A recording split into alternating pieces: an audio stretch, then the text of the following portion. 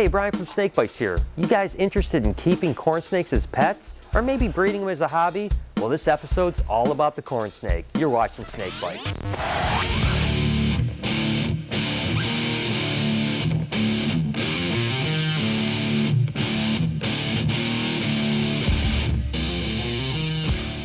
Whenever I'm asked what's the best snake to get started with, I always have one of two answers. Either a ball python or a corn snake. And for me, corn snakes are really special because they were the first snake that I actually bred when I was a kid. So they're a great starter snake, not only to keep as a pet, but also to get breeding. They come from Southeast North America, all over the place, from Georgia to Florida, all the way up into New Jersey. They only get about 4 to 5 foot long, and as you can see, they're super placid animals. Now, they get the name corn snake from two reasons. Number one, farmers used to find them in the cornfields, obviously going after the rodents that are eating the grain, but also because they have this really intricate belly pattern that reminded a lot of farmers of maize or Indian corn, hence the name corn snake. Now, the husbandry on these guys is really simple, and that's one of the reasons why they make such great starter pets. All you have to do is keep them about 80 or 82 degrees with an 85 to 87 degree hotspot, feed and water them. But hey, if you're not just a starter in the reptile world, it doesn't mean corn snakes aren't right for you. I've been keeping corn snakes for 25 years, and there is something for everyone in corn snakes. There is such a potpourri of paint jobs, it's not even funny. Things like this opal striped corn, which is basically a lavender albino striped corn. They're just beautiful. Again, there are hundreds of different varieties. But let's back up for 1 second. Let's say you want to get your first baby corn snake. Let's start with that. Which NHL player is a great friend of Brian's? A. Pavel Datsyuk, B. Ian White, or C. Brent Burns? Answer with a comment and keep watching to see if you're right. Here you have it. This is a baby hypomelanistic corn snake, and if you're going to get a baby corn snake, this is exactly what it's going to look like. They hatch out right this size, and again, it's the ease of care and their temperament that makes them such incredible animals. Now, the setup is super simple on these guys. You need something like this 10-gallon aquarium, a good water bowl, some bedding like this wood shavings, and again, an under tank heater that's going to keep the hot spot at about 87 degrees. But when you get a corn snake like this, I'm often asked, how do I feed it and how do I raise it? Well, fortunately, there's actually a chart that's called the Munson feeding plan for corn snakes that we go by here. It's really simple. All you're going to need is a snake, some food, and a scale. Let's move on to that scale.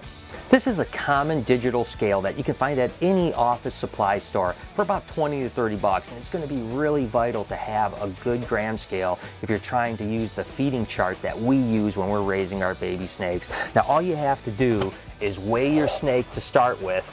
This little guy is probably going to weigh right about 10 grams. And on that feeding chart, it says from 4 to 15 grams, you need to feed a 2 to 3 gram pinky every 4 days. Now you just have to find the right pinky.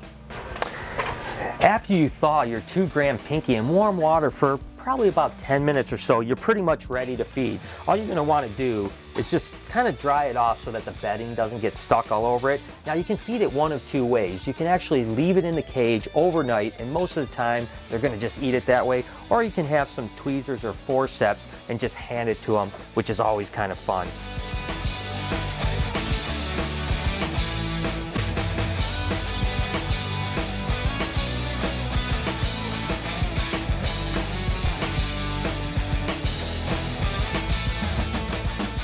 Okay, so once your corn snake starts to grow a little bit and it's past that 15 gram mark, just like this animal is here, I happen to know it's 17 grams, which, by the way, let me just tell you, you don't want to weigh the snake the same day as you feed it. Weigh it the day before, that way you know what you're going to feed the next day and you won't get the animal stressed out. But now that she's 17 grams, I'm going to move to the next level, which is a 3 to 4 gram pinky, but you're going to want to feed 2 of them at a time, and you're going to want to feed it every 4 to 5 days. So your snake is now growing and gaining weight nicely, which is always a good thing. The next level is 24 to 30 grams, which is right where this animal is here. But you're going to bump it up from a pinky now to a fuzzy that's 5 to 7 grams. You're going to want to feed it that every 5 to 6 days. So I have my 7-gram fuzzy here, and again, you're going to feed your snake the same way as you fed them when they were pinkies. You can either leave it in overnight or put it on some forceps and hand it to them. By now, your snake should be growing, thriving, and gaining some weight. Here's the chart that I've been speaking of and the next steps in the process of raising your corn snake. So now that you guys know how to raise your corn snakes, let's look at some of the insanely cool paint jobs because there's so much to choose from, starting with this snow motley. In this Castaci SUNKIST. A black motley. A blood red or diffuse corn. Albino striped corn. Butter motley. Avalanche. There's so many corn snakes that I truly love, but I always say one of my favorites happens to be these hypo lavender striped corn snakes. I mean, just the amount of lavender and pink that's coming out makes them breathtaking.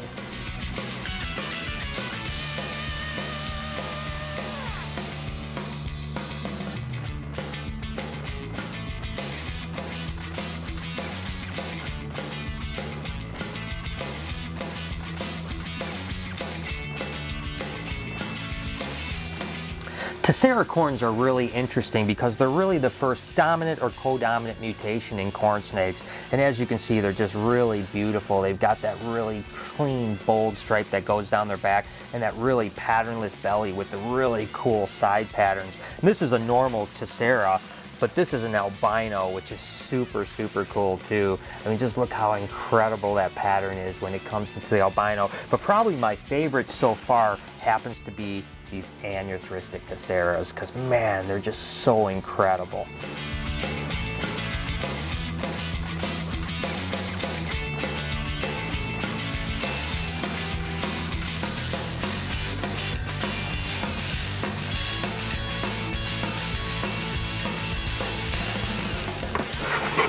The SUNKIST gene is basically started from an Okatee line, which is a location of corn snakes. It's basically a color and pattern mutation because it not only changes the color a little bit, but whacks out the head pattern, and that's where the SUNKIST actually comes from. They say that it looked like the head of the snake was kissed by the sun, which is pretty interesting. And this is a cool combination. This is a lavender corn bred into a SUNKIST.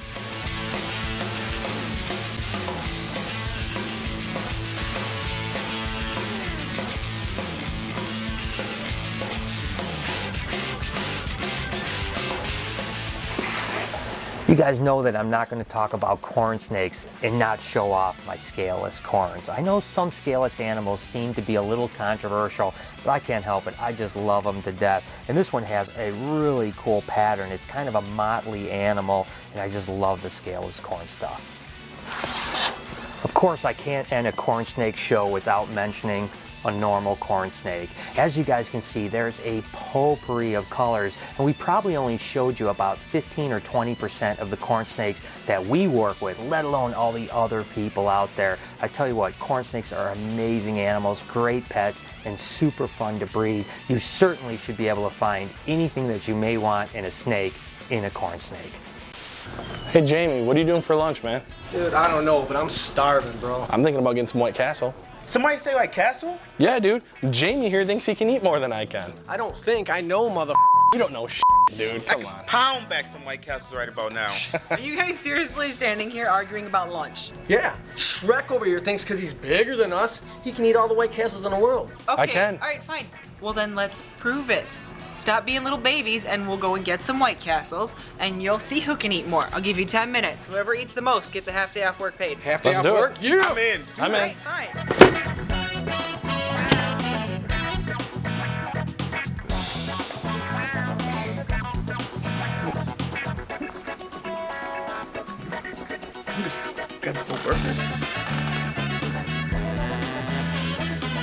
Thought you could pound back some White Castles, Georgie.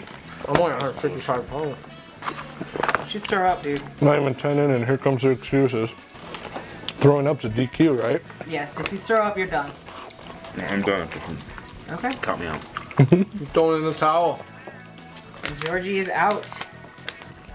All that's left is you two. 6 minutes. We have Josh with 13 finished and Jamie with only 8. I'm still hungry. But have you gone on the website? Come on, and looked Jamie. at the product at all? All right, 17. Pig salami. Are you done? 3 more and you hit 20, Josh. You're already a straight shot to win this thing. Jamie. I'm winning no matter what. Yeah. 10. Peace out. All right, with 17 White Castle burgers, Josh is our winner. That's a lot of White Castle. I feel bad for your girlfriend tonight.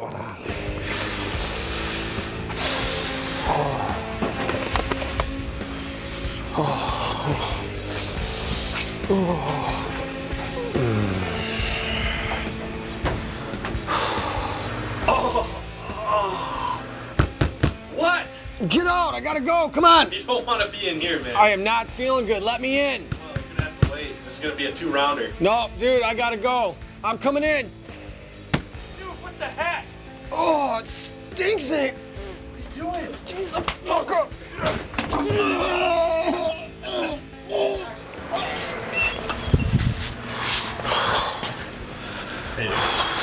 That never happened.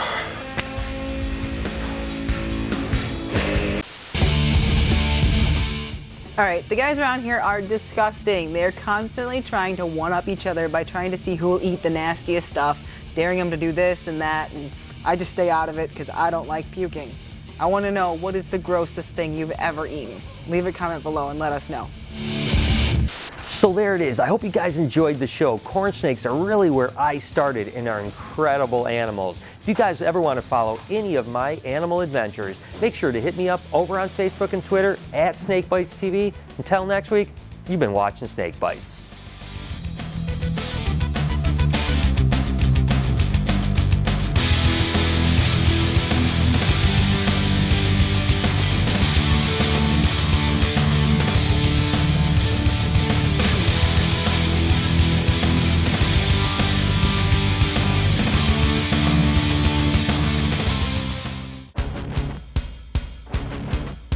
So which NHL player is pals with Brian? Well, if you guessed C, Brent Burns, you were absolutely right. Nice work.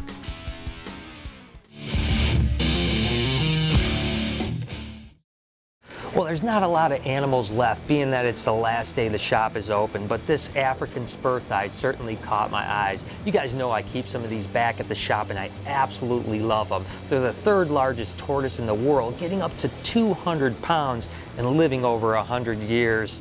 They eat so much veggies, it's crazy. Back at the shop, I go through several heads of lettuce every single day.